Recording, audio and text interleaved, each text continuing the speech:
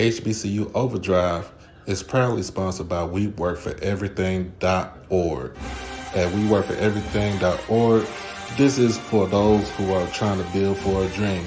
With their latest hoodies, t-shirts, long sleeve shirts, and accessories and more, you can have it all here at a reasonable price. Black owned and operated out of the great state of New York. Like I said, get suited and booted. Check it out at WeWorkForEverything.org. Peace.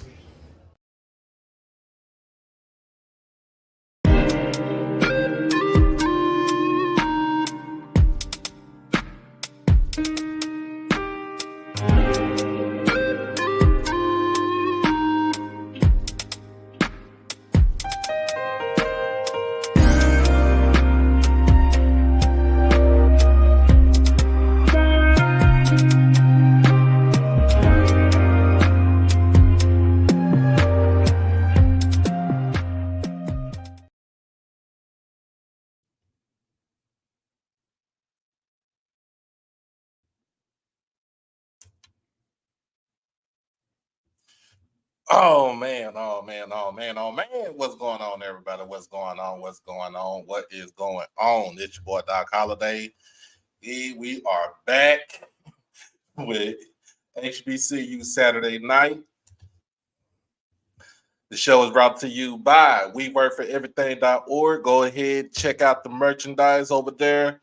Long sleeve shirts, hoodies, short sleeve shirts, tank tops, whatever they got on there. Make sure you go get it. Black owned, operated, man. Just go ahead and support that brother out there. WeWorkForEverything.org. Thank you very much. Anyway, how's everybody doing? How's everybody doing? How is everybody doing?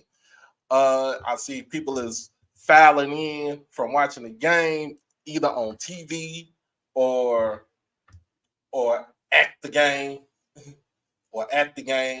Of course, my assistant is on here. Shout out to Miss Quay. She's at the game. She said she lost her voice. Shout out to my moderators out there. Thank y'all for being there and everything. Make sure everything goes smooth and straight. But let's go ahead and get into it.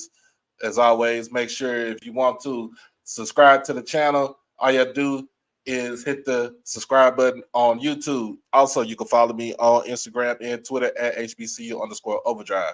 Next thing you know, we got, if you want to become an exclusive family member, all you have to do just hit that join button outside of the chat. We will start having member only live chat coming up sometime in the near future. So the only way you can get it is you got to become an exclusive member. And then last but not least, if you want to donate to the channel, make sure you can donate right here to the Cash App. All we have to do, all you have to do just search the name HBCU Overdrive. And like I said, all monies, all donations go back towards the channel. It does not go in the pocket. It doesn't do anything else, but it goes towards the channel. Travel, for equipment, for any initiative that we're going to have coming up in the near future. And also, if you got a birthday, that's today. It is the start of Libra season, as always. Make sure you put it in the chat or hit me up on Twitter or on Instagram. Let me know when your birthday is. I'll give you a shout out. And also, if you do send a donation through Cash App, I will shout your name out to make sure that you know that you are greatly appreciated for doing that. Oh my goodness, we got 25 people in here. We should have 25 likes. Let's get the likes up. And I know a lot of people want to come on here. What up, Craig? My boy Craig, Texas Southern 3rd Ward Finest, is in the building tonight. Showing love up in here. You know what I'm saying? But before we get into that, man, let's go ahead and get into these games that came out earlier today. Let's see.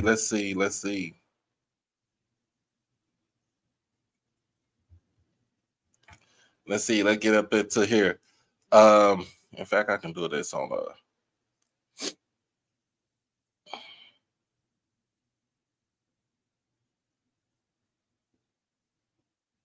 All right. Down in Division 2, we got Allen University. Again, like I said, is still undefeated tonight with a win over Central State, 34-28. Edward Waters get their first victory over Morehouse in a blowout fashion, 44-13. This game over here went into 2 overtimes, but Tuskegee comes out with the 6-point win against Lane, 28-22. Benedict takes care of Chowan, 31-3, and Miles in a big win against Clark Atlanta, 55-14. Now let me tell y'all about the Benedict team.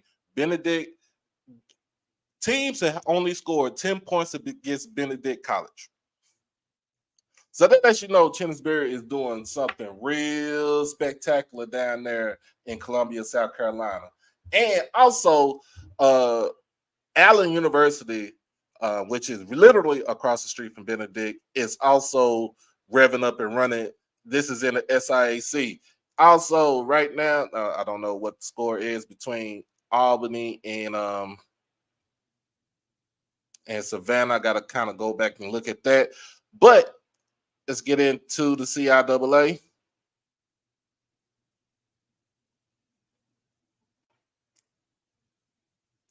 Get into the CIAA. Fayetteville State with a 10-7 victory over Virginia Union. Virginia State with a shutout victory over Livingstone, 33-0. Johnson C. Smith comes out with a touchdown victory against Lincoln, Pennsylvania, 27-20. Bowie State in a big defensive battle against St. Augustine. They win that game 10-7. And I think this game is late right now. Is Bluefield State versus Winston-Salem. Don't have a score on that one. And then tomorrow, Shaw versus Elizabeth City State. That is tomorrow at 12 o'clock. Now, let's get back. Let's get on to the MEAC side. We just finished up on the D2 side. Let's get on to the MEAC side. North Carolina Central with a easy victory over Mississippi Valley, 45-3. In this game, Davius Richard did not even play in this game, but Walker Harris, a.k.a. Walker Texas Ranger, plays stupendous in this game, 17-28, 263 yards, 5 touchdowns, and 0 interceptions. That is a game to have in your first start right there. Valley got to get it going. They got to get it going. Delaware State with a 42-point loss against Miami of Ohio, 62-20. Norfolk State takes care of Towson, 21-14. 2 overtime game.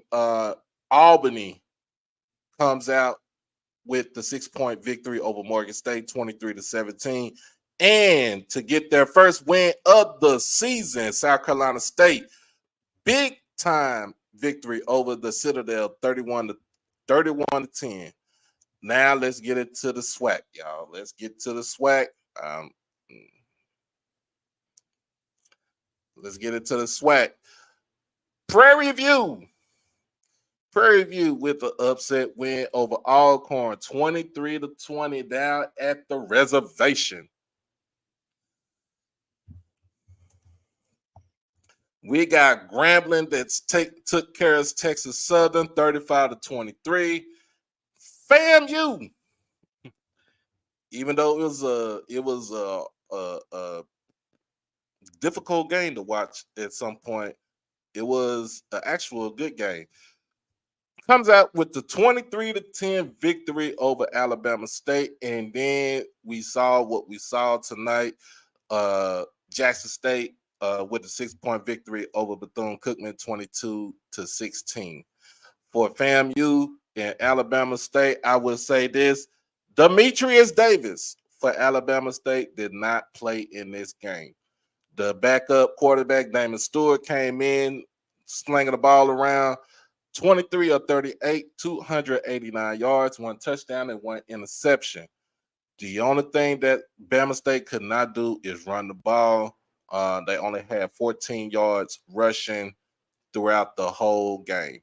And then FAMU, Jeremy Musa, 25 of 40, 294 yards, 2 touchdowns, 0 interceptions. That's the big thing right there, is the 0 interceptions. And then they couldn't move the ball on the ground either, with only 59 yards of rushing for FAMU. So, like I said, it was a hard-fought game to watch. Grambling. Let's see. Grambling against Texas Southern. Texas Southern is 0-4 for the season right now. 0-2 in conference. Jace Wilson for Texas Southern, 14 of 24, 153 yards, 3 touchdowns, 0 interceptions. He is taking up for Andrew Body. I think from now, Andrew Body is from my knowledge is shut down. If that's correct, Craig, let me know if I'm correct. If not, send me a text. On the other side for Grambling, Miles Crawley, 14 of 23, 195 yards, 2 touchdowns. They really had to do too much because the ground game for Grambling got going with Chance Williams. 19 carries, 174 yards, and 1 touchdown.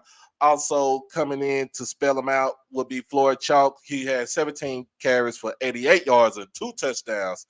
Overall, Grambling rushed for team high 282 yards on the ground with a 6 point yards per carry and 3 touchdowns total.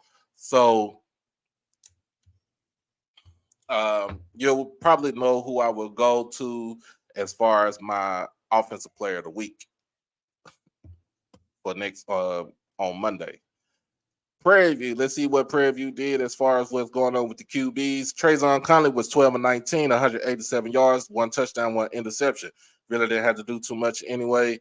As a team, they total 126 yards on the ground with 2 touchdowns, only a 3.6 rushing average.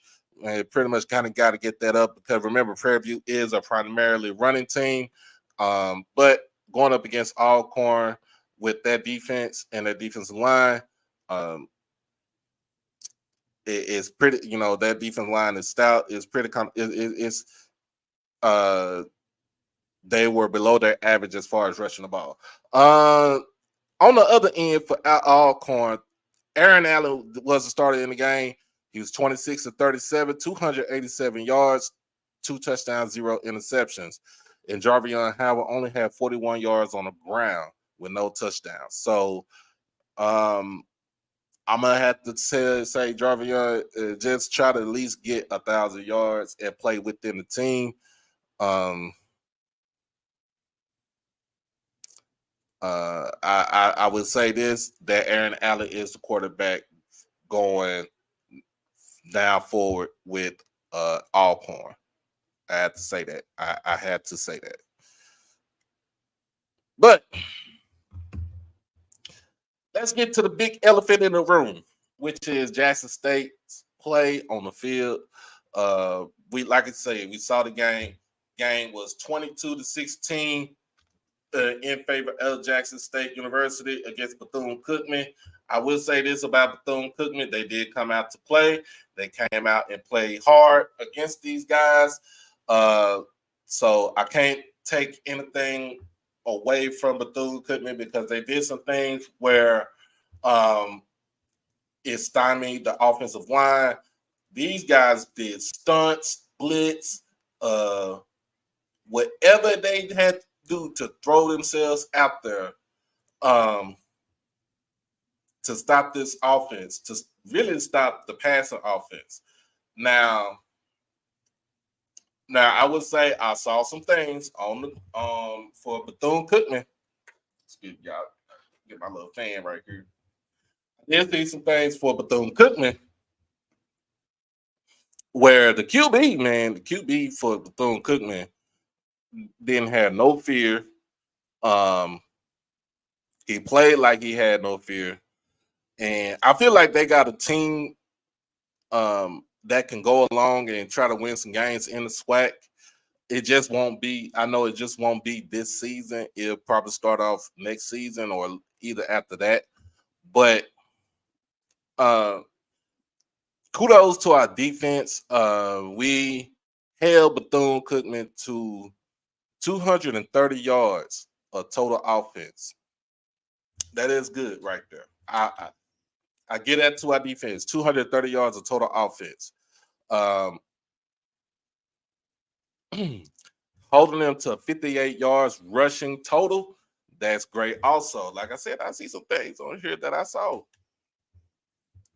Now on for our boys, Jason Brown had a terrible game. I'm going to be critical. He had a terrible game. 13 of 24, 90 yards, 1 touchdown, 1 interception. He had a terrible game. But now I ain't gonna say he had a terrible game. We also had some crucial catches that were dropped at the most weirdest of times, y'all.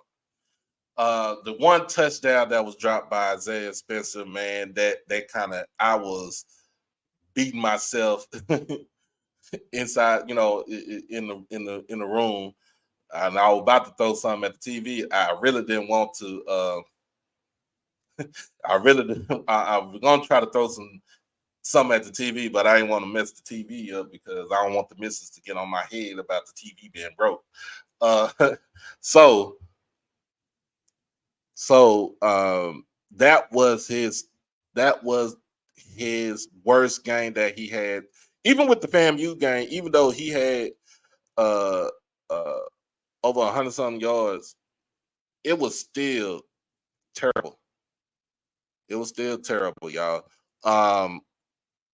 But as a team, we did rush for over 250 yards rushing with Herb Mulligan.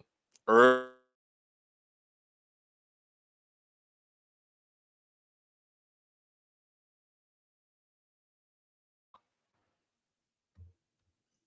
one touchdown with 8.3 yards per carry, y'all. Got all that on that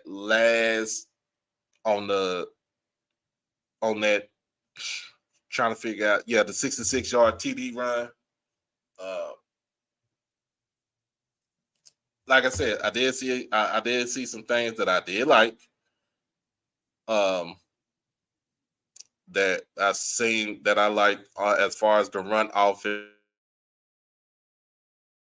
Rico Powers, 7 receptions for 60 yards. 7 McGee, two receptions for 16, and his first touchdown as a member of Jackson State University, that's a good thing right there. And let me see who I got right here. I got Mr. Nicholas Malachi. What's going on, man? Can you hear me? Yeah, I can hear you. Not much, man. Just had to unmute my mic. How you doing this evening? Man, I'm good. What's going on? What you got for me? Not much. Can I be real honest, or do I have to, not be too hard? You good? I'm just asking so because I don't want to offend nobody and stuff. They're like, you coming down hard on our team, bro? You come? No. I'm just gonna be. It's your opinion, so you go ahead. All right, no problem.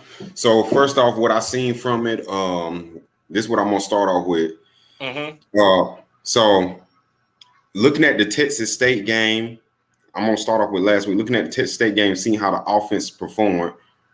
Before they played Bethune-Cookman, I at least what was on my mind was y'all should at least be able to put up 38 points. Texas State is a way better team than Bethune-Cookman. I mean, we can admit that. I would have at least thought like that was going to happen.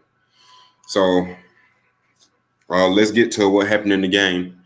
Seeing Jason Brown go for 90 yards, and yes, what's his name? Number 11, Miller did not Miller, but Spencer did have a drop. Yeah. Yeah, that hurt my soul and stuff because he did put that bid right on the money. He put it on the money. He put it on the money. And when I said I was gonna throw something at the TV, but I couldn't do it because I didn't want the missus to be coming home when she get off of work talking about why my TV done broke. Broke the TV and it don't fell on the ground. It don't fell on the ground. It's mounted to the wall. So yeah, they after that happened and stuff, I feel like if Jackson State would have scored first, that would have gave them the confidence. I feel like they would have scored, they would have kept scoring all day long. But I feel like once they struggled in the first quarter, then the second quarter, nothing really didn't happen either and stuff. I feel like the team was just flat on the offense side. Mm-hmm. Defense, not really. My only critique about the defense is really need to get on the edge rushers and stuff. Really need to coach them up and stuff because there gotta be more presence. There gotta be more pressure. I'm not mad at the linebackers. I'm not even mad at the cornerbacks and stuff because they did what they was they did what they supposed to do. They did what they were supposed to do, which is cover, which is catch interceptions. They did what they were supposed to do because a lot of people drop tilt balls and stuff and they didn't. Understandable. Mm-hmm. What I want to see from the defense side of the ball, the defense coordinator, he really need to go heavy and hard on his D line. And I don't mean the 2D tackles. I ain't talking about them the defensive ends and stuff. Yeah. He really need to coach them. He really need to coach them up and getting their ass about what they ain't doing and stuff because it's already what is it? It's game 4. That's game 5. Game 5. That was game 5. wait, this gets wait. So they played, let's see, South Carolina State.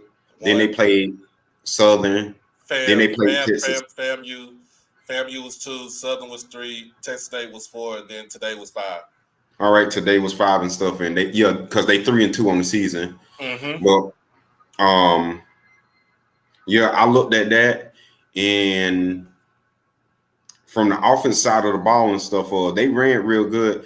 My only problem is when not the pulling, but when they was like pulling 2 linemen and they was getting tackled in the backfield, when they was trying to go east and west or west and east, I said, y'all a north and south team. Y'all just need to go north and south, in my opinion. Right.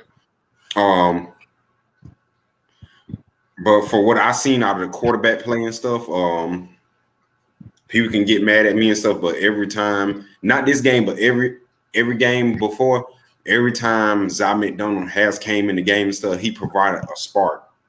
Right. I don't know what it is and stuff. And to me, some people say, well, I don't see what you see and stuff. This is me. Jason Brown has a bigger arm. That is true. But to me, Zy McDonald throws a better deep ball, if that makes sense. It's gonna be on the money. I'm looking at the penalties, man, and for us to be that game right there, it was kind of lopsided. We as Jackson State, we had 8 penalties for 84 yards against for Bethune-Cookman. They only got 3 penalties for 35 yards. I don't see how the hell that happens right there because, in a sense, that game, that the calls on the field was just lopsided. Yeah. But go ahead and finish up. I'm gonna get Uncle Willie on here. All right, no problem. But I'm gonna leave it at this and stuff. We went over D-line and quarterback play, but if they come out and do that against Alabama A&M, they're gonna lose. And I'm being honest because Alabama A&M O-line really never been all that good and stuff. We know that and stuff, and we know that and stuff. And quarterback play. One thing about Alabama A&M, if you score on them quick, they will lay the fuck down. They will lay down. Now Bethune the same way. If you score, if Jackson State play how they should play, they'll lay down and stuff. They only stay in these teams because they think they can run with y'all and this and that. But if y'all literally go 10-0 or 14-0, they're gonna lay down for you because they really. to tell you the truth, they really don't want to play Jackson State. They don't. They just don't. They just don't. And you gotta understand Alabama A&M stuff. Your former quarterback Quincy Casey and stuff. He's looking pretty damn. He looking good. I watched that game on Thursday. Yeah, he got his swag back. So y'all come in there thinking, I'm on half A on this play and stuff. Shit, this same person that put up 373 yards passing and 4 TDs when they had that spring game and stuff against Alabama A&M. He's not a slouch. So take it for what it's worth and stuff. But as a quarterback play, D-line play, and play calling, it got to be better. It got to be better and stuff, because if this keep happening and stuff, you ain't gonna be talking about Celebration Bowl repeat or 9-2. You're gonna be looking at probably 7-5 or this and that and stuff. And to me and stuff, if Jackson State is able to go 9-2, it's a great season in my opinion. But you got to work hard to get there. That's all I got to say. No, you good. You good. What's up, Uncle Willie? What you got for me? Man, I have a whole lot of stuff to say. Man, I'm gonna tell you like this. I'm gonna be straight up forward with you. Be straight. You know how we is on here, man. Yeah, you know how I am. I'm finna bring it now because my phone down kind of low. Watch this. Now, Phillip is my man. It's been my man all the time. I hadn't seen nothing change since the spring game. I think TC is a pretty good coach. I don't think his offense coordinator is worth shit. See, people don't realize what you're watching. Ever since Florida A&M game, he's been running 3 fucking schemes in one series of that. You're gonna run a RPO, then you're gonna put him in the shotgun, then you're gonna put him on the center. You know, you're running all these different schemes like you don't even have a game plan. Then the second series is down, you run a total RPO, 3-4 plays. What I'm thinking, if you're gonna run that scheme, if you're gonna have that game plan, you need to rotate quarterbacks. Because that's how the play call, that's how the play calling seemed. When the fans got on his ass and he changed quarterbacks, he put the Negro ball, ninja ball. You're gonna put the awkward personnel in. You're gonna run a different scheme than you've been running. The offense wasn't designed for McDonald. The offense that he got in wasn't designed for him. Same thing in the spring game. The offense that they put Phillip in and McDonald in, they wasn't designed for that offense. Right. But they do stuff like that to say, hey, I'm gonna run it my way. This is why we don't have him in now. I've been saying ever since Florida A&M game, Brown, they probably should have started Brown against Texas State. But if you want to win these SWAC games, man, Brown is not the guy. He's been playing 7 years in college. He hadn't got it right yet. Yeah, he could throw the ball in practice when the pressure is not on. But when the pressure is on, the offense is not even clicking. You can see the offense is not even upbeat. They're not responding to him like they should. Agreed. Another thing, the 3-man front. People been telling you for 3 weeks. Get out of that fucking 3-man front. Every single fucking time, go back and watch film if you don't believe me. Every single time they put a 4-man front, they get penetration. They get back in the backfield. They put pressure. They might miss a tackle here and there, but they put pressure on the ball every time they put a 4-man front in there. When they get that 3-man front, they march that other team march down the field every time. Linebackers, and then they get the linebackers to flow to the ball. It could get another linebacker to get more pressure on the quarterback too when you don't have pressure coming from your DN. That's the reason why you got Isaac Peppers out there, because he could get pressure on your QB. He's so fast that shit, by the time you look at it, they hike the ball. By the time you look at it, he in your backfield. He there. So to me, when the defense, like run defense, played great today. I give them that. Mhm. They played great today.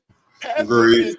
The pass defense, they didn't let this dude pass for over 200 yards. He had 172 yards passing.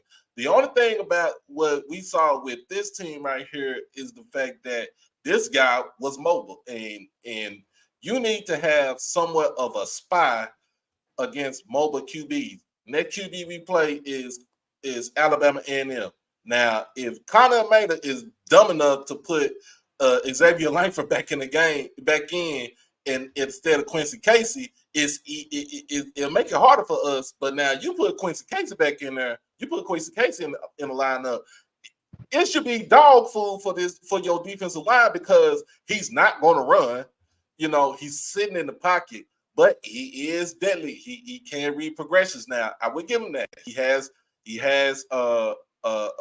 upgraded as far as reading progressions down the field. But you got to get defensive pressure. You got to get defensive pressure from your DNs. You know what I'm saying? Like, your D tackles we always say D tackles are the strong point of our defense, because Devontae Davis, Tyus Martin, you got True Thompson that came in tonight. When Cornelius Miller come back healthy, you got Jeremiah Williams coming in. Like, the defensive tackles are our strong point. If you're gonna run a 3-3-5, I'd rather have 3 D tackles out there on the field than to have the 2 DNs on the field, because they can't get pressure to the quarterback. The only time you can get pressure to the quarterback if they're in a 4-man front, or they probably do a 5-man front. That's the only I'd rather see them run a 4-man front, 4-3. So yeah, every time they put a 4-man front up there, they get pressure on the ball. Every time. I go back and look at every tape. Every time, and they only do it probably about 5 or 6 times a game. And every time they do it, they get pressure on the ball. But tell me this: why Jason Brown? And it seemed like on both the extra point attempts, why he throwing in double coverage? Why the hell he throwing in double coverage on that last one?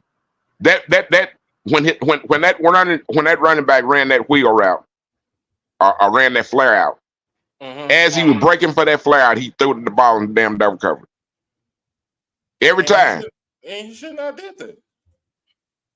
Every time. And then man, my head been hurting. It's been hurting because, man, they not playing, come on. I mean, we want to support our coaches and stuff. Man, they got to do better. They got to do better, bro. They got to do better. It's what I think it is. I think that the offense coordinator, I think that job is above his head. I really do. I mean, because they're trying to do too much. I think they need to sit down and try to get their heads together, get their shit together. Real talk. You need to have a game plan. You need to have a plan of action. Okay. My first 20 plays, if I'm gonna run an RPO, my first 20 plays, that's what I'm gonna run. Right. My second 20 plays, if I'm gonna do some type of passing scheme, then I'm gonna put my other quarterback. That's what I'm gonna do. You don't need to be in a series of down.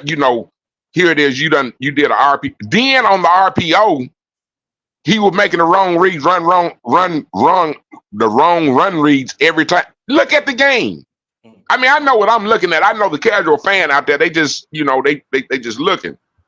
But I'm looking at him making the wrong read, handing the ball to the running back, and you got 5 people in front of him instead of pulling it back, taking it yourself because you don't want to run. So I'm knowing that's not the offense he's supposed to be in. Nah, hold on. Shout out to my guy HBCU Band Talk. We did have a bet tonight. He paid his debt, even though I thought I was looking for more than that, but it was still good. Shout out to you, man. Real one, real solid. Hey, quick question. By any chance, did you see where I think it was ball on the 35 or 30 yard line on Bethune-Cookman side? Pretty much they did run like pretty sure a read option or RPO, and literally I saw Jason Brown could have pulled the ball and shit. That would have been nobody there but him and Jesus. Brandy. Tell Brandy football is easy, period. I'm a baseball player. Football is the most simplest thing that you can play. Talking about it's easy to call plays from the sideline. You doggone right it is. It's the most simplest game it is. Don't get me started. Brandy, don't get she a fan of you, Uncle Willie. She a fan of you. She a fan of you. Oh Lord. It is, but it is. It's a simple game. Now, I think on the serious side, I really think that man, I don't know. I don't know. I don't know what to say. I think they need to get themselves together. I think it could be fixed. I think it could be fixed. I think they need to get a game plan together. I think they're trying to do too much, Doc. I think they're trying to do too much. Just like a lot of the players in the game, they was trying to do too much. I think they just need to settle themselves down and get a game plan and run the game plan. But man, they gonna have to get out of this ninja ball, man. They gonna have to get out of trying to play like that. And if you're not gonna kick the ball no more than 5 yards, why not go for it? If you're not gonna, if you can't kick a field goal, why not try to let the woman kick a field goal? She probably could have kicked the field goal better than. That's another thing, Doc. If I coach football, some of the best kickers that went through the NFL came from Mississippi. It's some high school boys. It's enough high school boys out there that can kick better than what these grown folk can kick in the SWAC. Well, I'm gonna say it like this. First, I'm gonna say it like this, Uncle Willie. First of all, shout out to Leilani for even going out there to kick for us. Coming out from the soccer team, she did play. She played football. But you know what I'm saying. Just I think you do this as a stopgap to kind of get your team rested, and so hopefully either Matt Knoll or G Baby should be back by the time we play Alabama A&M down in Mobile. Hey, Doc, let me run something by you, and I'm gonna get off. I think they should, because Valley and Bethune-Cookman are scheduled off years. Either Bethune gonna come here and we have to go to Valley, or Valley gonna come here and we have to go to Bethune. I think they need to make those days in order to, fill the stadium out. I think they should make those days the high school, junior college fan appreciation days, where they get discount tickets. And what you think about that? Well, Bethune coming all the way from Florida, they really don't travel like that. Right. So to me, I thought about this. I was going to get my mail right before I came back in, and I thought about this. Maybe Bethune-Cookman need to go to the SIAC. Maybe. Well, my thing about thinking.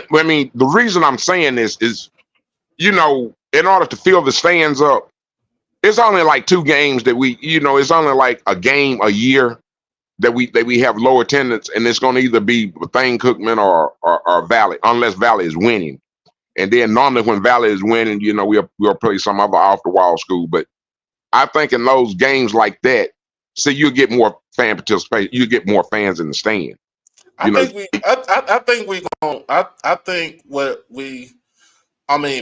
is, the first home game is always that home game where it all depends on who we play.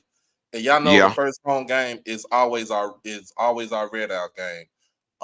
So like last season when we played Grambling, it was kind of like it was a good turnout, but because it was so hot, a lot of people were leave. They was leaving because they couldn't, withstand the heat.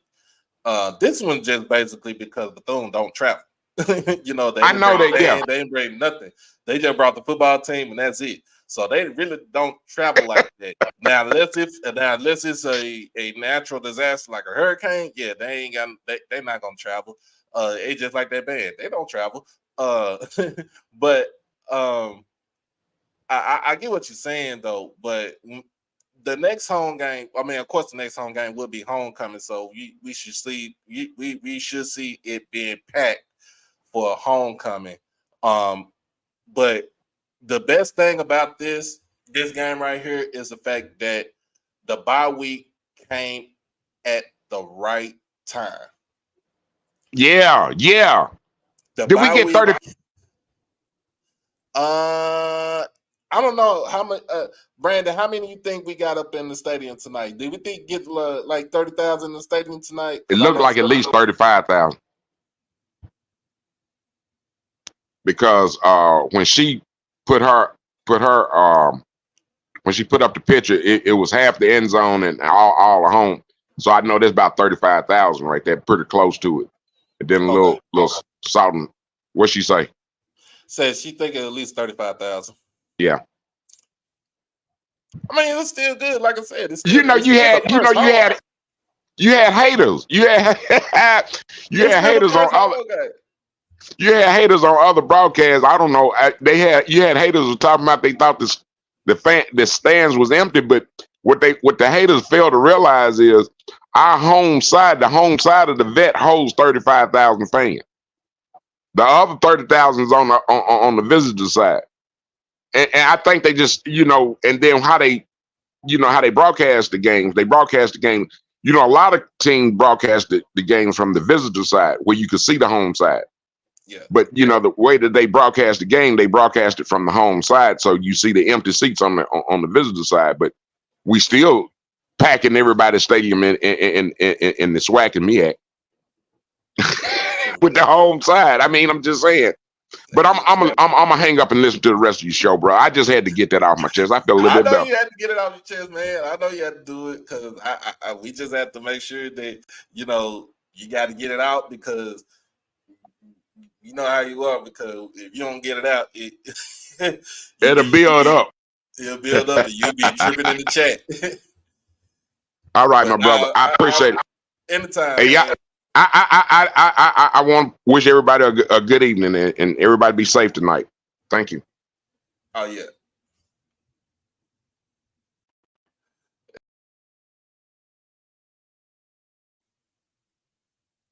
My bad. Got Uncle Said, what's up? Uncle Said, little Said up in there. Yeah, we in the building, man. Tell them what's up, Said. What up? Oh yeah, he junior, he Barry White Jr. now. But nah, I think it's OC positioning. When he was on the field, he's in front of the play when he needs to be in the back of the play. That's an old school way of calling. And if he can't really get it right, then he needs to go up above. He needs to get, he needs to go in the press box. Yeah, because for the plays he was calling, it just seems like he wasn't seeing the field because he had Jason had open running lanes, and they was basically giving it to him all night, and it should have been he kept it on the RPO, and even if you running like a 7 flat 40, I mean you could have got 10 yards out of that open lane. So. I think Coach Harris, he needs to either, sit behind the ball, stand behind the ball where he can actually see what we see from the stands, or if not, he needs to go upstairs. Oh, like he was already in the press box. Because Perry he was in the press. Yeah, he was in the press box. But if he was in the press box, then we in trouble. Because he's supposed to, a lot of that stuff that he was calling, I was kind of furious. I was like, man, they giving us those wheel routes. Mm-hmm. They was giving it to us, and basically because they was getting a little pressure. There was just a slight bit of pressure, but it was kind of saying a lot to me today. It really was. And on that 3rd and 8, when he tried to run that double reverse, I was like, what the hell is that? Yeah. So we just got to, but, like everybody's saying, you know, it's good that we actually have an off week where, you know, we can, you know, kind of work things out. But if it were me, if I was TC, I think I would take over the OC calling. I think I would call the plays for right now. Agreed. Yeah, that's what I would do. I would if I was TC, because see, TC has a offense that you can't stop. I mean, and he proved Yeah. it. I mean, if you go back and look at that one game that he called, just Mm-hmm. one I that remember. one game. I mean, it was, you know, I was just like, wow, this man coach. You know what I mean? So I just think that he may need to pull you know, a few frees for right now, and allow OC Harris to kind of get adjusted to the actual formations of the SWAC. Because you know you have a bunch of, on both sides of the ball, you have what's called speed formations. Mm-hmm. You know, because they run all out. You know, it's nothing fancy. It's you know, it's just okay, mono a mono, run to the ball or run for the ball. So I just think you know, TC right now, you know, he needs to kind of take over. And it's no knock to, you know, Coach Harris. It's no knock. It's no knock to him, because I see what he tries to do, but a lot of stuff that he has, he tries to call a bunch of exotic plays. When in fact, if we'd have run the ball 50 times, we'd probably had 500 yards tonight. So me, when I'm looking at it, and here go the Rattlers coming in. Here's the Rattlers coming in. Oh, When I seen it, when I see the game tonight, the way I saw the game tonight sure. is the fact that I'm not gonna say let's, you know, TC take care of the play calling, but you know, I would still say let Coach Harris run the offense. And if it does not generate any type of yardage or points, then as TC being the head coach, then he takes over. You know what I'm saying? He takes over the play calling. You know what I'm saying? Like, Yeah, but see the thing about it is he has to do a better job of personnel. You know, personnel changes. And what I mean by that is if you have Jason Brown, then you cannot, and I mean cannot, run an RPO. You just can't do it. You just can't do it. It is what it is. You know what I'm saying? You gotta disguise your offense a little, you know, a little more complex than that. You know, I mean, even if you go on passing down, because if you look at it, I mean, there was a well, of course, of my colleagues. You know, when I say my colleagues, I'm gonna leave it at that. mm-hmm. But you know, that defensive backfield was open, and you know, we could have just gone. We could have gone a 6-man. We could have gone a 6-man audible. You know, would do it with one tight end, or either dual tight end, and Jason Brown could have picked them apart easily. I mean, like easily. They said the simple solution is put 15 in, which is Jacoby, which I really want to see him play. Well, I mean, I can't say that. Well, I can, but I can't. You know what I'm saying? I don't want to be biased. You know, he's our guy. You know, Jason is our guy right now. But we gotta. I mean, it's like I see what he's trying to do. He's trying to be exotic, but you know, you got to have proper personnel in to do that. And you know, my thing is, if you let a Hugh Jackson offense look better than yours, then we need to reevaluate that. Well, they sure did look better today. That's what I'm saying. That's what I'm saying. I'm gonna say this again. If you allow Hugh Jackson the Hugh Jackson that I know. I'm talking about the 0-16, the 1-15, the 3-9 from Tennessee State. If you let that guy offense look better than yours, then we need to reevaluate some things. Because I know Hugh Freeze is a loser. He's a career loser. Now is he? Now could he be the president of Afghanistan? He sure can. Because he gonna talk. He gonna talk a game that. I mean, like I said, he will make you think that he was adopted by Newt Rockney. I'm serious. I'm dead serious. If you listen to this man interview, man, please. But as far as being on the field, oh hell no. But yeah, we got some things to kind of think about, and I just hope that we get them fixed and kind of get healed up, because I mean, we gotta be able to use our guys. You gotta be able to use DJ Stevens. You gotta be able to use Seven McGee. You gotta, you just, man, I don't know. You gotta use GNC, and like it's some things that I saw, like I said, that I saw today, where it kind of had me scratching my head. Where I mean, understandably so, I know Rico is the primary receiver, but stop forcing it to him. Stop forcing it to him. That's one thing I saw tonight. And he's been doing it for the last couple of games. Stop forcing the ball to Rico.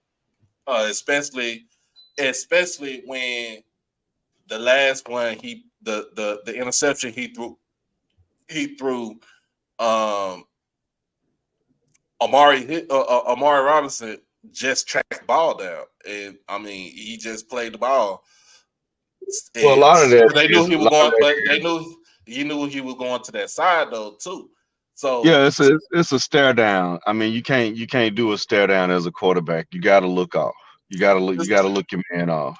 Mr. Ford, if you hear us, we need you on here, man. We need you on here, Mr. Ford. I know it's like 11:20 something in Atlanta, but we need you on here because I want to get your assessments.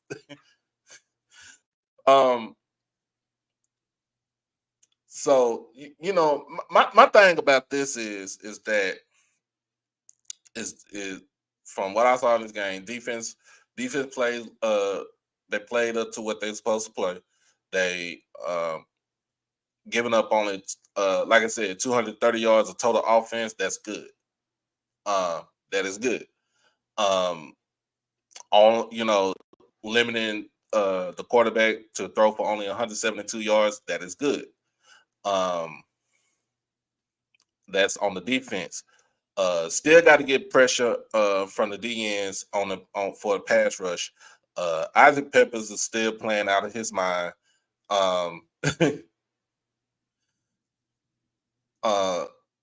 It's a lot to kind of bring in and see what we need to fix. But it should be easy to fix because you got your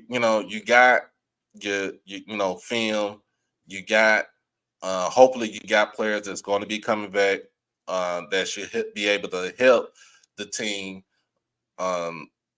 in the long run. We got that's what we got this bye week for. And I'm it's a crazy thing to not utilize DJ like that, not utilize Hayden like that, even Jinsey. Those are 3 years that we use for the season. Like it's not we're not utilizing them enough. Like and understandably so, what we saw last season with DJ, he had a breakout season because we was in an air raid offense. But now we're in pretty much almost a quote unquote triple option offense, but we try to delve everything to the pass, and it's an evened out offense. We just gotta get healthy. I'm gonna say that we just gotta get healthy. We got to stop the vanilla, the play caller that it was vanilla. Like I say that it was vanilla. Like, cause I can read what everything that they're about to do. Just by the way that the linemen are in their stance, the tight end going into motion, which side he going on? Is he going on to the weak side? He's going to the strong side. Just by seeing where the wide receivers are lined up at and where the running back is lined up at. You can kind of tell what's going to be called just by what you see on how everybody's lined up. But you kind of have to you kind of have to you got to disguise, in a sense, you got to disguise it. You got to disguise it. And it's kind of funny because if you're going to run a RPO offense, and I know everybody watched this game early today, the way Oregon kicked the shit out of Colorado, like literally, and it's almost the same type of offense that we're running, but it has so many schemes, schematics to it. It wasn't, it wasn't vanilla play calling. It wasn't where you can guess where everything was going. Like, we gotta kind of be like that. We got to be more aggressive on the offensive end. I didn't see that aggression tonight from Jason Brown. I saw it from Irv. I saw it from the running backs. Like, but I didn't see that, I saw it from the offensive line, but I didn't see that aggressiveness from Jason Brown. Like, I didn't see none of that stuff. So, like I said, it's basically we got the bye week, and let's, like I said, let's get healthy. Let's get healthy and call it, what I'm saying? Let's get ready for Alabama A&M. Hey, Doc, I got a question real quick. If you don't mind me asking. So, if just hypothetically speaking or asking, if Jason Brown isn't the answer, pretty much same stuff you notice, I noticed and stuff. It seemed like everybody else played with more of an edge, more of a passion about them and stuff. Like, they ready to go. They want to score and stuff. Mm-hmm. What did tick me off about Jason Brown is when he could have ran for that first down, and you the quarterback. You the quarterback. You're supposed to be quote unquote the leader and stuff. When he pulled up and I'm like, you ain't gonna It ain't like you 5'7", 180. You literally 6'2", 235 fucking pounds. Lower your fucking shoulder and be a fucking man. My problem when I seen that and stuff, that ticked me off right there and stuff. I said, you know what, F it. I'm trying to cut down my cousin, but I said, F it. Put Zy McDonald in. Cause I'm like, you not lowering your shoulder and stuff, and then Jackson State having to punt on 4th and 1 or 4th and inches really and stuff. That really bothered me. Cause let's just be real. No offense what I'm getting ready to say, but if that would have been Shador way less than you. Shador would put his damn shoulder down and did it. I'm just saying. So my question is, if Jason Brown isn't the answer, so pretty much if everybody else is doing what they supposed to do, let's say the play calling is right, and Jason Brown come with this abysmal attitude and stuff like he did in this game, who you got going in your opinion? I just want to know and stuff. Well, the only thing, I don't mean to cut you out, bro, but the play calling ain't up. It's not up to snuff right now. Oh no. So you writing stuff, but I'm saying if let's say I'm talking about, let's say if the play calling is actually correct and stuff in the Alabama A&M game and stuff, and Jason Brown is performing and stuff, who would you put in and stuff? That's pretty much what I'm asking. If everything is up to par and it is just Jason Brown. Oh, you got to go with Zai. Yeah, Yeah. you got to go with Zai because see, Zai can actually throw the ball as well. Yeah, some Yeah, people he can think actually throw it. some people think he can something. I'm like, hey, we looking at the same game or the same film because he can. Oh, he can Yeah, throw the he can ball. throw the ball. He can throw throw the ball, and he throws a pretty ball too. To be totally honest, he Yeah. throws a very pretty ball. So before So he can run. He can throw the ball. I think just to answer your question, if it doesn't pan out with Jason, then he needs to go. He needs to go to the Liberty offense that they ran because Zach can actually run that one. He can run it. He can run that one for sure. I mean, I have no doubt that he can run that because you had a bunch of RPO and then you actually had a bunch of pass disguising plays where they make it seem like it's the run, but then they're gonna go over the top, and he can do that. So yeah, to answer your question, if Jason doesn't work out, I will go with Zai for sure. I'm gonna put But groom Jacobian for next year because you know uh him and that Ethan young man, they the future. oh, if They the y'all, future I'm for gonna sure. tell y'all, if y'all had not seen the video of Ethan Terrell from Louisville High School here in Texas, y'all need to check that kid out. He a Yeah, I dog. mean, even if we have structural problems in our trenches, that Ethan he can overcome that. yeah, I was He can getting ready to say overcome. if He can overcome it. I mean, now I hope that we get some more trench play in the off season, but that young man there, he can overcome it. yeah, He can so overcome it. trench play, I'm pretty sure I'm actually a whole lot happier with trench play and stuff. It seemed like they have picked it up in my opinion. Left tackle Quay Davis, 6'7", I think 325 pounds, 330. He's been doing pretty good. I'm like, to tell you the Our truth, blind side is great right now. I yeah, mean, let's just be clear. Our blind side is, I mean, from center, from center to left tackle, we are good. The I right mean, side is still good too because you can't. well, of course, the right side is good, but I'm saying as far as getting better. Yeah, I was very, very shocked. I mean, a lot of that was because even with the sacks, it was because the ball was held too long. So, and I think the left guard got beat and stuff. They did a stunt and stuff. He just didn't catch it fast enough and stuff. That's understanding and stuff. Sometimes you're gonna get beat. That's the dude that was actually our left tackle that was getting beat. So really, with him, we just need that body size with him. But he is great. If you watch him now, he's great. He's a great run blocker though. That's why they got him out there. He's a nasty run blocker. Vicious. True. And I will say this though.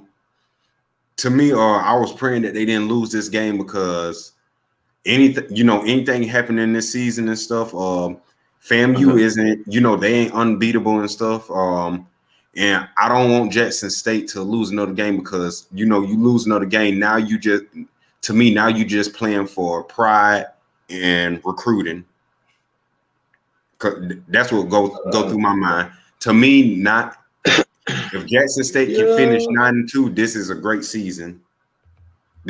I think we got the team to do it, no doubt about it. No doubt, because our schedule is favorable to do so. Our schedule is favorable. Yeah, and I think if they go 9-2 and stuff, don't be surprised if they get another great quarterback, in transfer portal to sign with them and stuff next year and stuff. Because I can see that happening. Hey, what's going on, Bakar? What's going on, man? Look, hey, I heard him talking about what quarterback to go with. Me personally, after watching this game, I think the quarterback is getting too much blame. They was back down on him forever. When they put Zai in the game, he couldn't do nothing either because the line wasn't blocking. But I think it's more to it than that. I think we're letting the people off. The people that made this damn schedule, we letting them off the hook. Those young men had 4 straight road games. They were tired. They sluggish. They got 1 game at home, a bye. They didn't go back on the damn road. True. Ain't no. That's the damn problem. But then if we're gonna talk about it, we can talk about those passes that were dropped that Jason Brown put right there. True. That Isaiah Spencer, and stuff True. happens. I'm not gonna say put Isaiah Spencer on the bench because he dropped the touchdown, or put the one guy running across the middle. It was a few of them that was dropped. My biggest problem with Jason Brown would be, this is me. My biggest problem would be he looks for, what's his name? Yeah, all the time. That's what he wants all the time. That's who he's looking for. And everybody knows. Yeah, and everybody knows. Your security blanket should be DJ. And I'm not sure it's just a security blanket. The way, yeah, I guess it is a security blanket, but he have absolute trust in him, and that's who he looked for. And I'm not saying no, it was great. I think Zai is a good player, but I'm not ready to throw Jason Brown. This is just me. I'm not ready to just say get rid of him, put him on a bench, because if we're gonna, that's my take on it. Because I think the game was decent, but I don't think the defense played good, because the offense didn't play well at all. I don't think. Well, I take that back. I ain't gonna say not well at all, because the running game was great, but outside of the running game, really outside of the running backs, really who really did play good on offense. Oh yeah, and Jason Brown, when he all of a sudden, now that he's decided that he want to be that mobile quarterback, I don't know where that comes from, but hey, he shouldn't be tucking the ball and just taking off running or trying to run like that. That's me. That's not him. He's not that type of. He's not that type of quarterback. Yeah, and I understand. Oh, you got to go.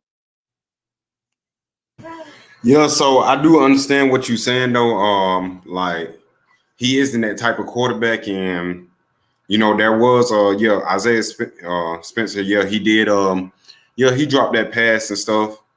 But what I'm critiquing is certain points in that game where, like I told you, like I said, he's the you're the leader and stuff. Like right then and there when he pulled up and stuff, and I'm just gonna go, I'm gonna go out of bounds and stuff. I'm not finna risk dropping my shoulder and stuff just to get a first down and stuff. Stuff like that doesn't sit right with me. And then literally they on the 35, literally on Bethune's 35. If he pulls the ball, it's just him running. It's just him and Jesus. Nobody. It's just him. It's just him and the Most High. And anybody would have pulled that damn ball and stuff. That is certain things like that and stuff. I'm not saying all of it's his fault and stuff, but I am gonna critique the things that he does need to fix and stuff, because 90 yards passing, that's fucking pitiful. That's pitiful. You telling me you can only complete 90 yards of passing, and we got all these real good wide receivers, and just like Doc Holliday just said and stuff, you only looking for Rico Powers. Trust me, if we actually go back and we actually see the whole field, I'm pretty sure there was other people open. I'm pretty sure them wide receivers at Jet State, they are not just getting locked down by Bethune-Cookman. If Bethune-Cookman that damn good at locking down people, they should have been down locking down Miami. And not everybody on Miami's wide receiver core is a damn near 4- and 5-star wide receiver. We know that for a fact. This ain't 2000 Miami. That's really all I gotta say as of right now and stuff about the whole Jason Brown thing. I just I just want to see him drop his fucking balls and actually be a damn man when we tell him to go in there and be our damn leader. That's all I want to see from him. Oh well, this is the thing. I'm not trying to let him off the hook either, because I don't even like. Because sometimes he just running and then you don't need to run. I'm like, what the hell is he doing? And I agree with some of the things you said, that you can lower your shoulder on those cornerbacks and pick up the first down. Do what you have to do. But the only thing I don't know. I guess what I'm saying is it might be a little too. So my thing is, I'm seeing what Deputy Mario just said, and 10 plays he gave. Yeah, he pulls the ball and runs. There's nobody there. Nobody's there for at least 20 yards, and I believe that is correct. You got to be, the RPO. You got to kind of be deceptive with the ball. It's option. It's an option. You're playing option football. It's all it is. It's all it is. You're playing option football. Yeah, and something else I'm gonna say. What you told me from that game, like 90 yards of passing, you telling me Bethune-Cookman's defense is better than Southern's defense? No, that's not what I'm. No. Don't. That's why I came out and said I do think the schedule and everything have played a toll on them. Then coming off a 77-34 loss, I don't know. I really don't know, because the offense looked great last week, then come back this week and just look absolutely anemic. It looked good in the first half against Texas State or FBS, then come back this week and look absolutely anemic. But me personally, I had this game. I picked Jackson State. I picked us to win by 2 touchdowns. I believe Bethune-Cookman is way better than people think. If you just go watch any Bethune-Cookman game, Bethune-Cookman play hard the whole game. They never give up. Bethune-Cookman come out, but now 90 yards passing, that's horrible. But like I said, I think the only thing on offense that was good was shit. I'm sorry. The running game. Was the running game? Was the running backs? Irv Mulligan, FCS Player of the Week. I'm just saying it right now. But the running game. The running game is the only thing that really looked good. The only thing that looked good on offense, and as horrible as the defense played last week, the defense ended up saving them this week. Yep. I'm just glad they're getting. I'm just glad they're getting a week off, and we come back, because I believe with this week off and everything, and they get some rest.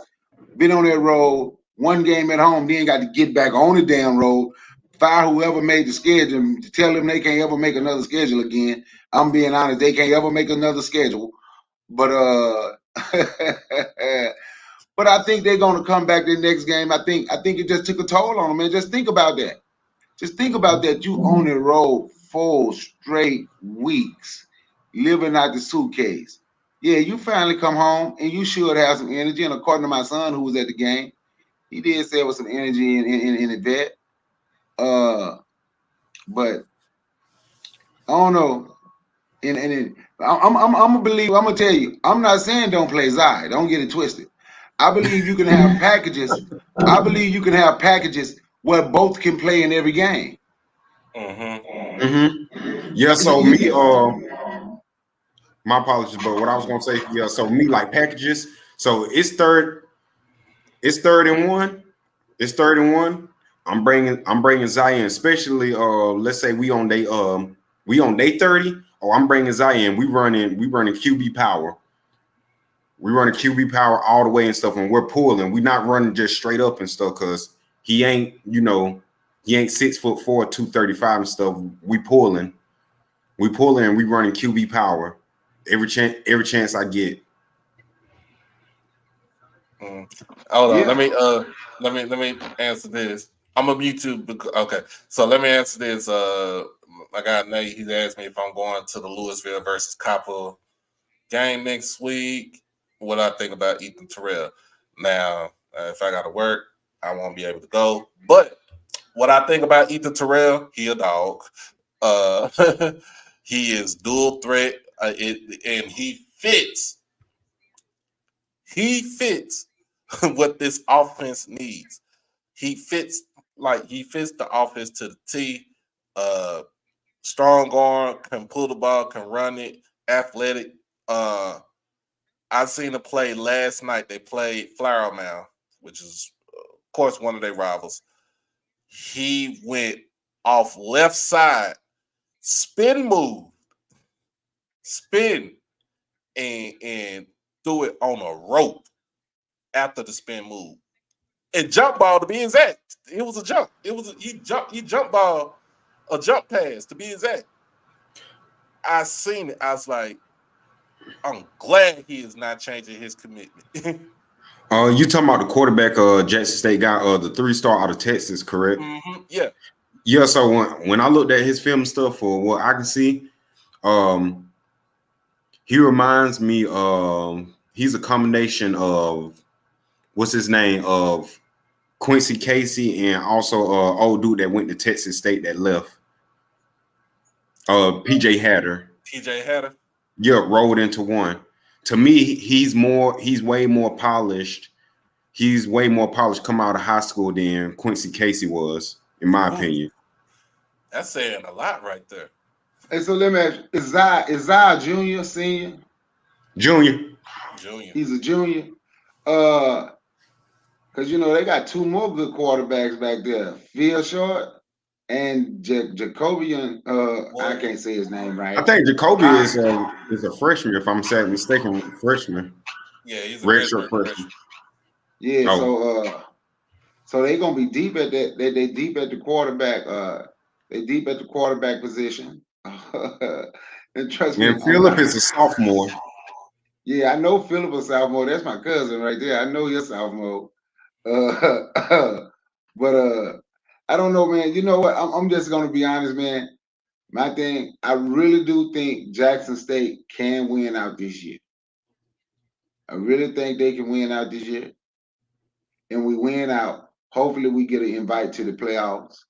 Because by then, hopefully we'll have everything together. But man, how all these injuries, man. The kicker, the kicker's hurt, the punter. And I didn't know that was his first time ever punting. I'm like, man, he did a 10-yard punt. That's the bag up punter. Like our special teams need work, but hopefully, if we can figure out a way to win out this season, and I think for me, it's come with the energy, because each game I watched, those first 2-3 series, Jackson State really don't have a lot of energy. They did against Texas State. Really, they didn't pick up their energy against Texas State offensively till they got down 14-0. They truly don't come out with energy. They need to play the game, whole game, energy. That's why I picked this game between them and Bethune-Cookman to be a close game. I picked Jackson State at the most 2 touchdowns, because I know Bethune-Cookman from the opening kickoff, to the last second on the clock. Each time I watch them play, they're gonna play hard from beginning to end. They come out full of energy. They're gonna come out full of energy. Every game I've watched them play. And this would be like the third one. I didn't watch the whole Miami game. I didn't watch the whole game against Memphis. But when I watched them play, they were playing hard, playing their best every play. We come out too relaxed. That's just my opinion. I don't know if anyone else noticed that, but I can say this. Big number 97, I can't think of his name because I told you I'm not good with names. Vontae Davis.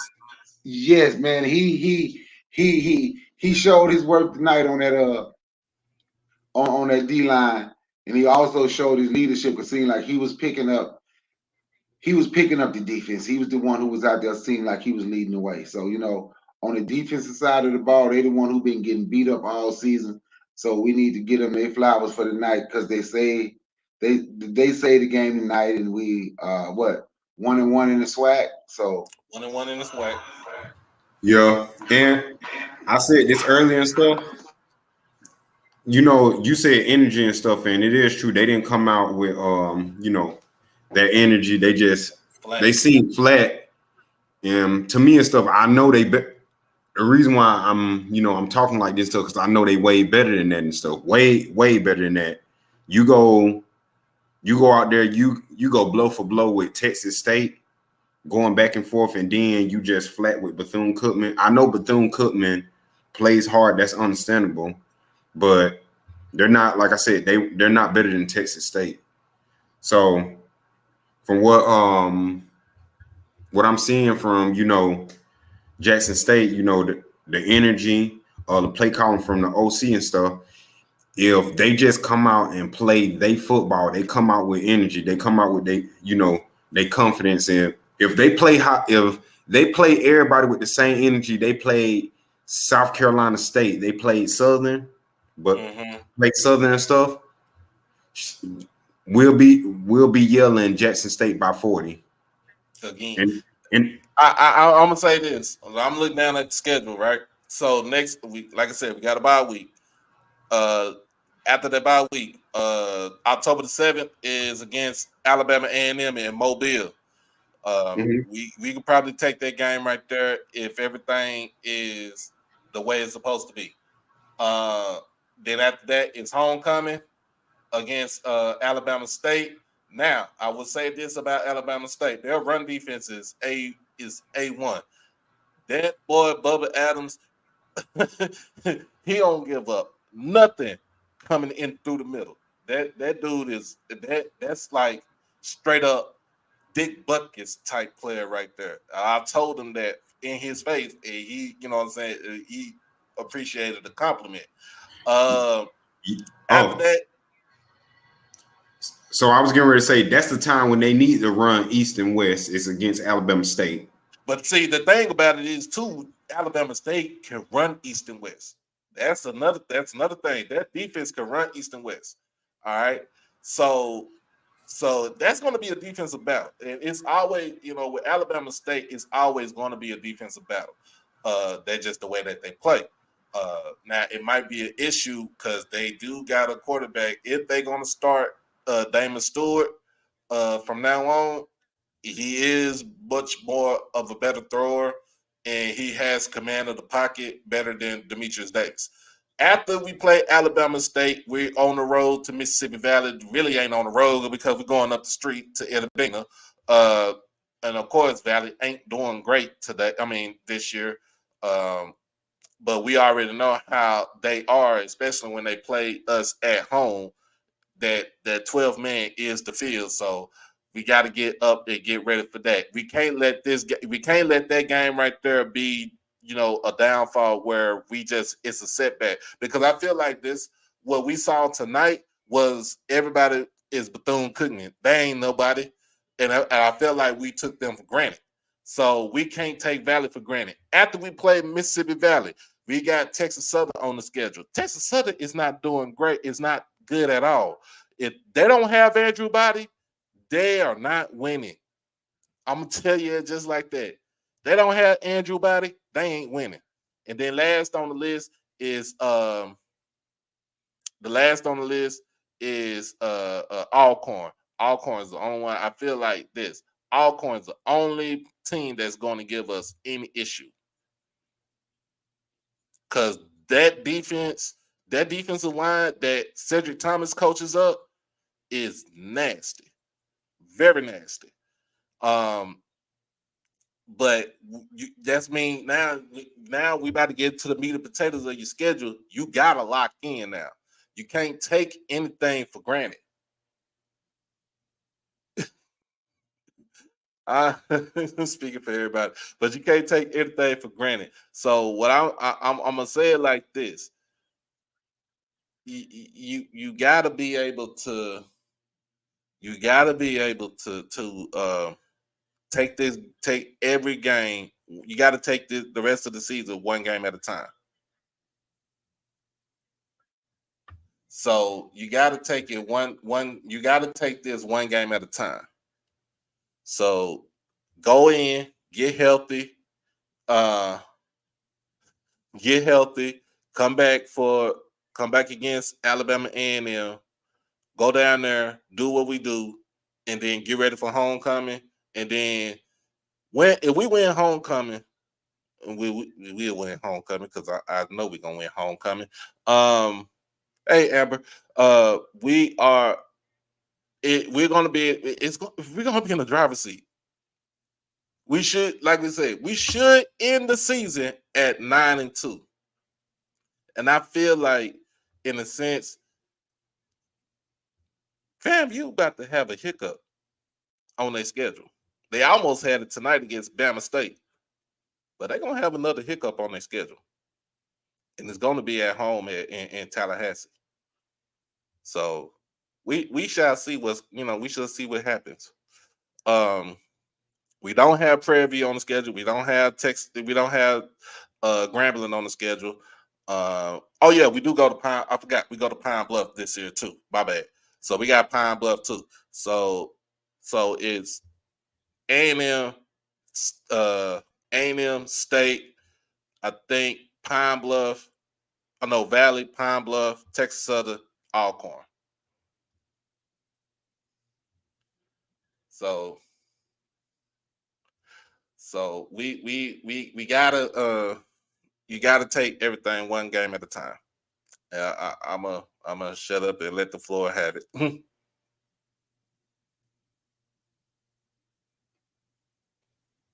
Hey, look, you said something I was gonna ask you. Do you think maybe, because you said maybe they took we can't take teams like Bethune-Cookman. We can't take nobody for granted. I was gonna ask you, do you think a little arrogance set in before I get off? Because I'm about to get off and listen offline. But do you think that had something to do with it? Had a little arrogance where they felt they could look past Bethune? I know Yeah, the fans did.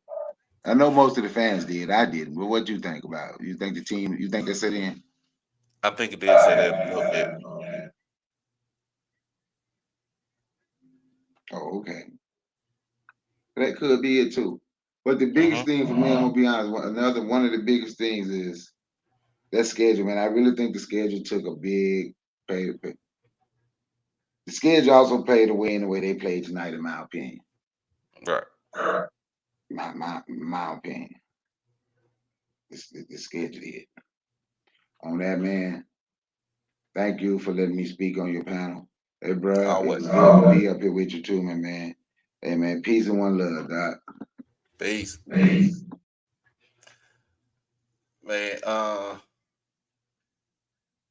but yeah, when you look at it,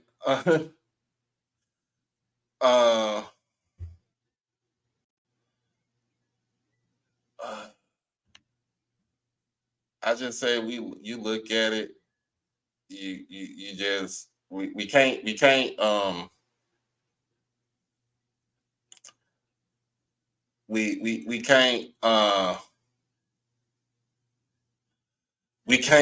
get lax. I'm gonna say it just like that. We can't get lax. So all I gotta say, yeah, just get rest and it should be A1 from after that. Amber, yes, hit Quay on Twitter and should give me your number and I can add you into the group chat. To me, the hiccup, I'm gonna say it like this. FAMU's hiccup to me, I believe, is going to be Prairie. I'm gonna say it. It's going to be Prairie View.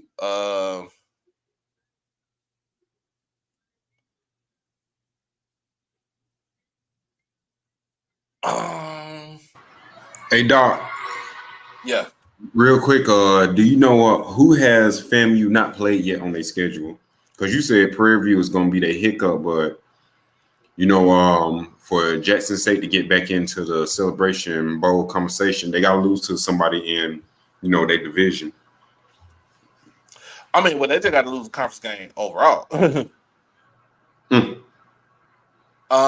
So they already played Bama State. Of course, they got Bethune. They got to play Alabama A&M. let me see. I don't think they don't play Grambling this year. They do play Southern. They play Alcorn. So, and then they got that easy game against Lincoln, California. Against Lincoln, California, I believe anything can happen. I feel like if Cornell Maynard is smart, I mean, he is smart, but if he actually smart, he'll keep Quincy Casey in. I feel like if that wide receiver core catch fire at Alabama A&M and they come in confident against FAMU, I can see an upset.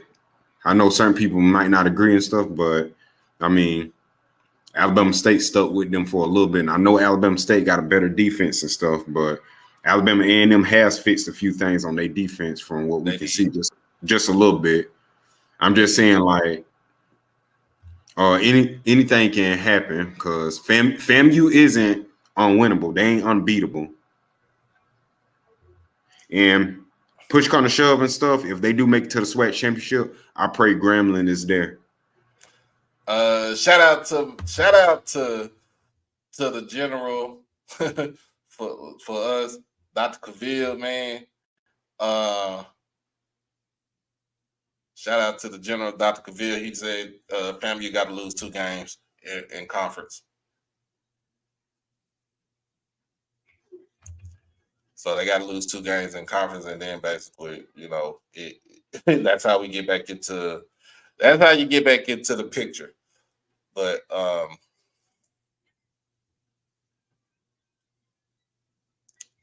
yeah, their schedule, who they got remaining is, so they got Valley. They go to Valley next week. They play Southern on the 7th in Baton Rouge. They got a bye week, and then they go to Texas Southern on the 21st of October. Then they have Prairie View, which is their homecoming, on October the 28th. November the 4th is Alabama A&M, and Lincoln University is on November 11th. And then, of course, the Florida Classic, Bethune-Cookman, November the 18th.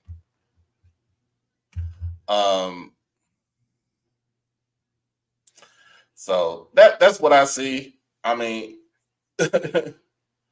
so that's what I see. It's 122 people in here. Make sure we get the likes up, and if you hit the donation for the channel, like this goes towards initiatives. This goes towards equipment, goes towards travel. So go ahead and hit the like button and hit the donation. You can use Super Chat or you can use Cash App. Either way you want to use it, you can use it just like that. Hey, quick question real quick. Yeah. Do they still, I know you're getting tired of my questions and stuff, but does Jackson State still have I think his name is Jacoby Barnes, running back, committed to them? I don't know. I have to look at the recruiting. I haven't seen the recruiting in a while. Yeah, because I looked at his Twitter and stuff, and nothing has changed or anything and stuff. The reason why I said that and stuff, because look for him and stuff. I think he's 6 foot, or I think 5'11" or 5'10", around 205, 210 pounds. Yeah, I'm not mistaken. I think his name is Jacory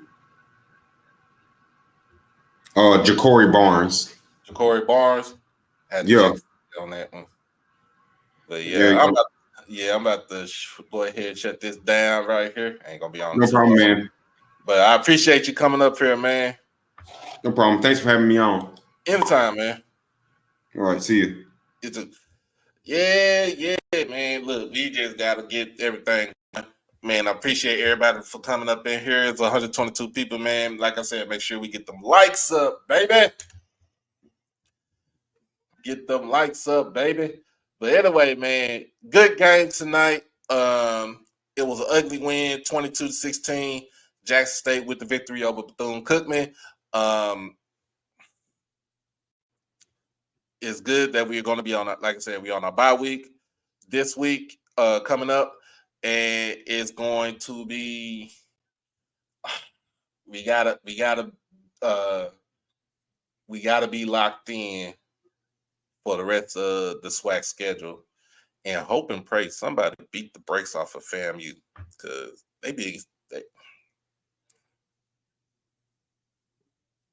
somebody just beat the brakes off of FAMU. But anyway, man, I appreciate everybody for coming on. My panel that came on tonight. Always Brother Bakari coming on, giving his insight. Uncle Seb giving his insight also. Nicholas, Mr. Malachi giving his insight too. But we appreciate, I appreciate everybody coming in, chat, being respectful as always tonight. Moderators doing their job tonight. And like I said, man, we're gonna have some fun with it. I am Doc Holliday. This has been HBCU Saturday night post-game show in conjunction with HBCU Overdrive live stream. Make sure you like the stream. Make sure you comment, share with your folks, share with more people that's interested in HBCU commentary, and most of all, subscribe to the channel. Hit the notification bell to get everything HBCU Overdrive. Again, I am the voice of HBCU culture. We'll be back on this thing probably Monday evening. Just kind of give or take. Give me a chance to see what we do. I'll probably be back on this thing Monday evening. But as always, until then, be blessed, stay safe, stay dangerous. And if you're still hot where you're at, stay hydrated. And HBCU Band Talk, appreciate you on that bet. Be out this thing. Peace.